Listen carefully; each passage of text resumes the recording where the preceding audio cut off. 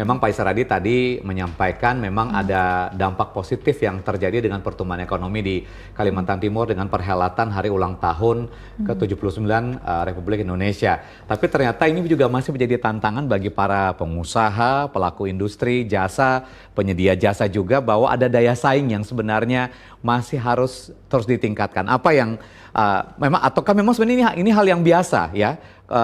Harga yang kompetitif, kemudian juga pelayanan yang diberikan, ini ternyata di dunia ekonomi juga berpengaruh terkait dengan permintaan pasar. Apa yang Pak Isradi bisa sampaikan? Ya, daya saing memang itu bagian daripada sistem bisnis yang ada di negara kita saat ini. Dan suka atau tidak suka memang harus dipenuhi, ya kan? Eh, saya ngasih sejumlah contoh sebenarnya terkait, saya jawab dulu yang terkait jasa boga tadi.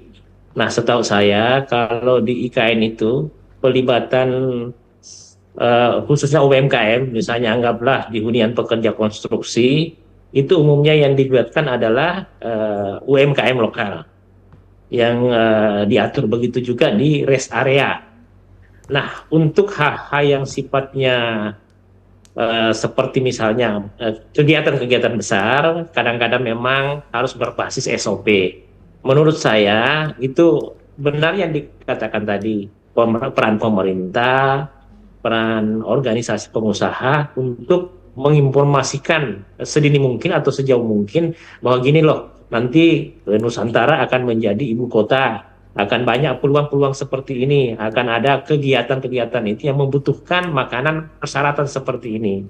Akan tetapi setahu saya, dari sejumlah kegiatan groundbreaking yang dilaksanakan di IKN, itu banyak pengusaha-pengusaha lokal itu yang secara masing-masing itu menyiapkan makanan bagi perusahaan atau misalnya bagi instansi yang melakukan kegiatan groundbreaking itu. Nah, yang saya mau sarankan, bahwa ya kita dengan setelah tahu itu harus segera menyiapkan diri untuk bersaing. Terus yang kaitan dengan pengusaha yang di Apindo, saya kebetulan betul Pak Slamet tadi di Satgas Apindo, saya sempat menelusuri di sana proyek-proyek yang ada. Anggaplah di sana kan itu proyek konstruksi.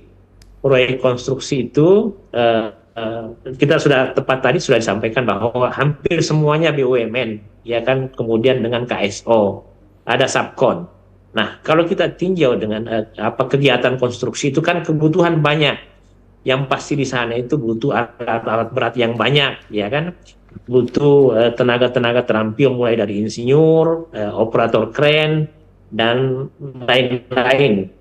Saya masih melihat untuk kegiatan-kegiatan ini, anggaplah misalnya alat-alat berat, saya belum melihat bahwa persentase pengusaha lokal itu melibatkan banyak, padahal misalnya peluang untuk melakukan itu banyak, bisa. Begitu juga dengan tenaga-tenaga seperti itu. Kami untuk sementara memaklumi karena memang pembangunan IKN ini memang dipacu secara cepat, sehingga untuk tahap pertama kita bisa maklumi demikian. Akan tetapi, misalnya kalau konstruksi itu turunannya ada seperti ini. Pemasangan peralatan listrik, mekanikal, dan lain-lain yang ada di kantor-kantor gedung itu kan kalau hanya sekelas itu tidak perlu dari Sumatera, dari Jawa, saya rasa pengusaha-pengusaha lokal itu banyak. Nah, ini memang yang perlu dikomunikasikan. Nah, semuanya juga serba salah. Misalnya kayak begini, PUPR kalau ditanya PUPR, otorita dulu. Otorita ditanya pasti dia bilang PUPR punya wewenang. PUPR ditanya pasti akan dia bilang perusahaan kontraktor. Perusahaan kontraktor biasanya kalau kita tanya, dia akan bilang itu berbasis SOP-nya. Misalnya rekanan terdaftar, ya kan? Nah, ini yang seperti ini memang harus segera disosialisasikan. Karena umumnya saya lihat perusahaan-perusahaan yang ada itu, khususnya BUMN, memang banyak yang datang, tapi rata-rata memang pengusaha dari Jawa ini. Ya, kenapa? Karena dianggap itu yang terdaftar.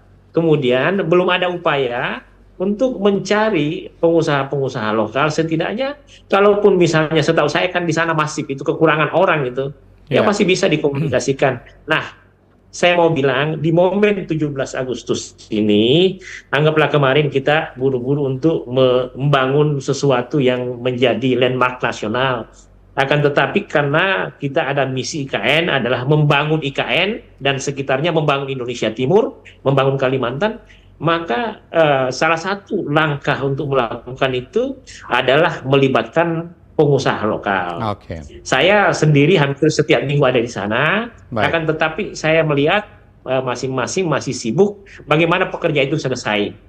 Masih belum sibuk bahwa bagaimana pengusaha-pengusaha lokal yang menurut saya itu bisa dilakukan. Baik. Iya kan? Ya, itu. Makasih. Oke, baik.